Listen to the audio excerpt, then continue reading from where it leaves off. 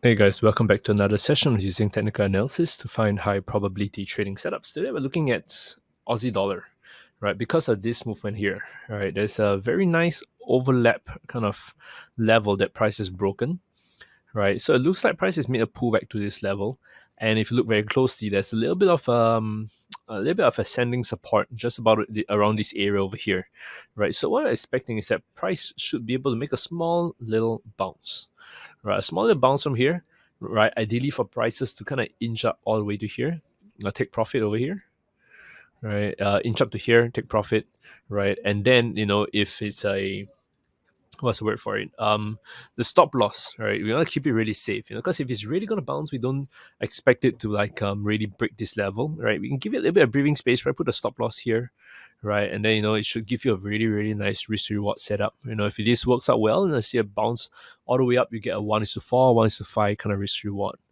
Okay, simple enough trade. Remember to exercise proper risk management to it, right? And proper trade management too. Okay. That's it for me for today. I'll catch you guys again tomorrow for more high probability trading setups.